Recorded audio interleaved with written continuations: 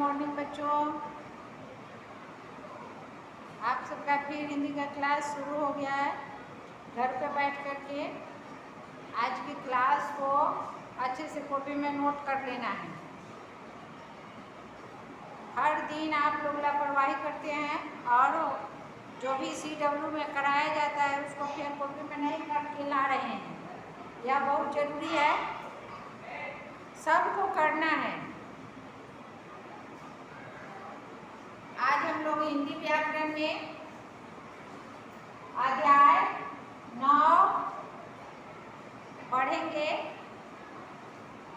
और उस अध्याय में विशेषण यानी कि संज्ञा सर्वनाम का जो बहुत ही महत्वपूर्ण भाग होता है उस भाग को आज हम लोग पढ़ेंगे। आप देखिए, सब संज्ञा सर्वनाम के बारे में सब जानते हो, सबको आता भी है।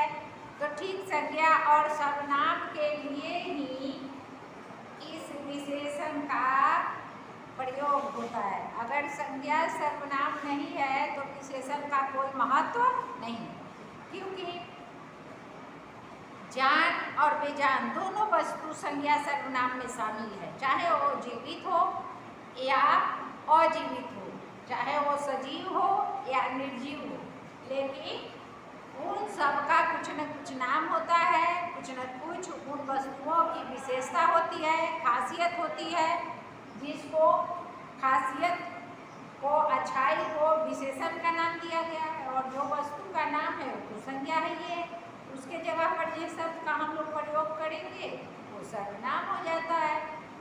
इतना तो सब जानते हो, इसमें तो कहीं से कोई दिक्कत नहीं आने वाली है। अब संज्ञा सर्वनाम के जगह विशेषण की परिभाषा को हम लोग देखते हैं। विशेषण के परिभाषा में बताया गया है कि संज्ञा और सर्वनाम की विशेषता बताने वाले को क्या कहते हैं? विशेषण कहते हैं। कि अभी आप सबको बताएं हम कि यहाँ की संज्ञा सर्वनाम की जो विशेषता बताई जाती है या जो बताने वाला होता है वह क्या होता है? विशेषण कहलाता है। जैसे देखिए यहाँ चतुर लोमड़ी।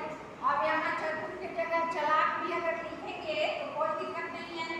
यहाँ अगर हम चतुर की जगह चलाक भी लिखें तो कोई दिक्कत नहीं होगी, लेकिन दोनों का अर्थ सेम होता है।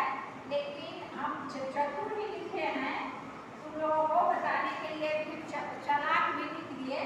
तो यहाँ ठीक से देखना है कि यहाँ चलाक और चतुर में कोई फर्क नहीं है, कोई फर्क नहीं, दोनों से एकदम समान शब्द है और दोनों का अर्थ एक ही होता है।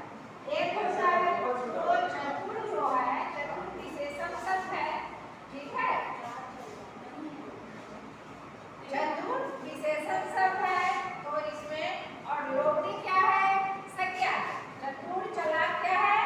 विशेषण है। इसको ऐसे हम निकाल करके भी यानी कि पढ़ सकते हैं, ठीक है। अब यहाँ अगर हम विशेषण लिख देते हैं तब तो अच्छे से समझ जाइएगा, ठीक है। एक जो है एक विशेषण शब्द हो जाएगा और ठीक विशेषण के बाद आने वाला क्या हो जाएगा? ये हो जाएगा आपका संज्ञा शब्द, ठीक है। अब तो समझ में आ जाएगा। अब इसी तरह से फिर यहाँ बुद्धिमान विशेषण और लड़का क्या है? संज्ञा। यहाँ बड़ा नगर, फिर बड़ा क्या? विशेषण और नगर क्या? संज्ञा। अब फिर उसी तरह से कंजूस क्या हो जाएगा? विशेषण और सेठ क्या हो गया? संज्ञा। फिर गुलाब क्या होगा? विशेषण और पेंसिल क्या हो जाएगा? संज्ञा। फिर टोटा विशेषण और आदमी क्या हो जाएगा? विशेषण संज्ञा। अब यहाँ देखिए सरल रास्ता यानी आसान रास्ता, ठीक है। सरल का अर्थ आसान होता है, सुलभ होता है। तो सरल यहाँ क्या है? विशेषण हो गया और रास्ता का मतलब पथ जिस पर हम लोग चलते हैं। तो रास्ते कई तरह के होते हैं, रास्ते एक तरह के नहीं होते हैं। अब यहाँ देखिए कठिन रास्ता भी कर सकते हैं, कठिन जिसमें चलने में कठिनाई हो, और जिस रास्ते पर चलने में कोई कठिनाई ना हो उसको सरल रास्ता बोलते हैं। अब इसका एक भाग विशेषण का और आगे जो कि बहुत समझने वाला होता है और इसमें थोड़ी सी किसी भी विद्यार्थी को थोड़ा सा समझदारी दिखाना पड़ता है और अपने समझ को बढ़ाना पड़ता है, नहीं तो इसमें बहुत बच्चे दुविधा में पड़ जाते हैं, कंफ्यूज हो जाते हैं कि हम कैसे समझें कि कौन विशेषण है और कौन सा विशेष है। तो इसको समझने के लिए बस थोड़ा सा संज्ञा और सर्वनाम पर ध्यान देना है, ठीक है। अब यहाँ बताया जा रहा है कि वे संज्ञा या सर्वनाम शब्द जिसकी क्या है विशेषता बताई जाती है। यहाँ पे थोड़ा सा छूट गया, सर्वनाम शब्द जिसकी विशेषता, ठीक है, बताई जाती है। आपको समझ गए, विशेषता बताई जाती है, ठीक है। अब यहाँ बताई जाती है, उसे क्या कहते हैं, उसे विशेष्य कहते हैं, ठीक है।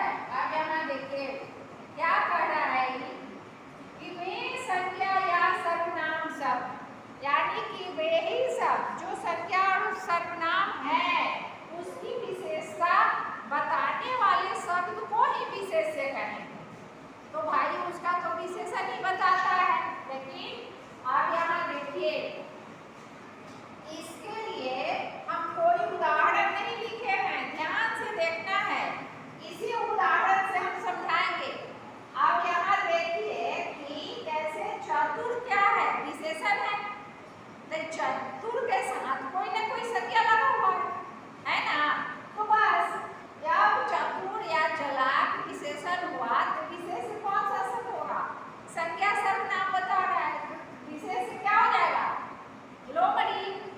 अब विशेष शब्द क्या होगा, लोमड़ी हो जाएगा, क्योंकि परिभाषा कर रहा है कि क्या कर रहा है कि संज्ञा सर्वनाम वाले शब्द में जो विशेषण शब्द लगता है उस विशेषण शब्द के बाद या पहले आने वाला संज्ञा सर्वनाम शब्द क्या हो जाएगा, विशेष्य हो जाएगा।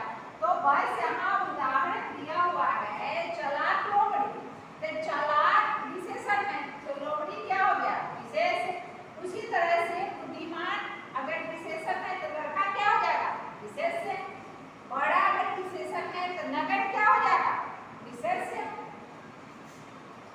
कंजूस विशेषण है तो सेठ क्या होगा, विशेष्य। लाल विशेषण है तो पेंसिल क्या होगा, विशेष्य। मोटा विशेषण है तो आदमी क्या होगा, विशेष्य। सरल विशेषण है तो रास्ता क्या होगा, विशेष्य। समझ गए। अब आगे चलते हैं, अब उसका एक भाग और है प्रविशेषण। ऐसे विशेषण शब्द जो विशेषण के पहले, यानी कि ऐसे विशेषण शब्द जो विशेषण शब्द हैं लेकिन उस विशेषण के पहले आता है, उस विशेषण को पहले विशेषण लगे हुए शब्द के पहले आता है, पहले यानी पूर्व, ठीक है, आकर विशेषण की विशेषता बताते हैं।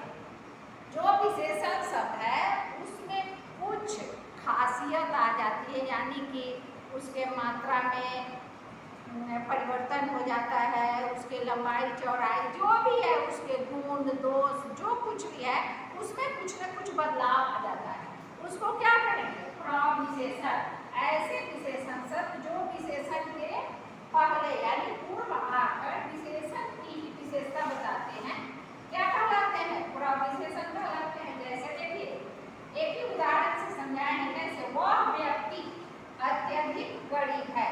अब देखिए अत्यधिक का मतलब कि बहुत ज्यादा गरीब है, तो गरीब क्या है, विशेषण शब्द है, और उस गरीबी में कुछ बदलाव लाने के लिए अत्यधिक लगा दिया गया। कि कहने का मतलब कि वो बहुत ज्यादा गरीब है, कुछ कर नहीं सकता है, उसके पास कुछ नहीं है। तो यहाँ समझ सकते हैं आप कि अत्यधिक क्या है, प्रविशेषण है, और गरीब क्या है, विशेषण है। परिभाषा के अनुसार अगर हम लोग देखेंगे तो गरीब के पहले क्या आ रहा है, अत्यधिक आ रहा है, तो अत्यधिक क्या हो जाएगा, प्रविशेषण हो जाएगा। अब इस तरह से व्याकरण के हिसाब से फिर आगे चलेंगे हम लोग, तो देखेंगे कि प्रयोग के आधार पर विशेषण के दो भेद मान्य हैं, दो भेद मान्य हैं। और वह कौन कौन से भेद होते हैं? गुणवाचक और संख्यावाचक। गुणवाचक में सारी जितने भी संज्ञा और सर्वनाम शब्द होते हैं, तो संज्ञा और सर्वनाम में ही गुण, दोष, दशा, हालत, घृणा, नफरत जो कुछ भी है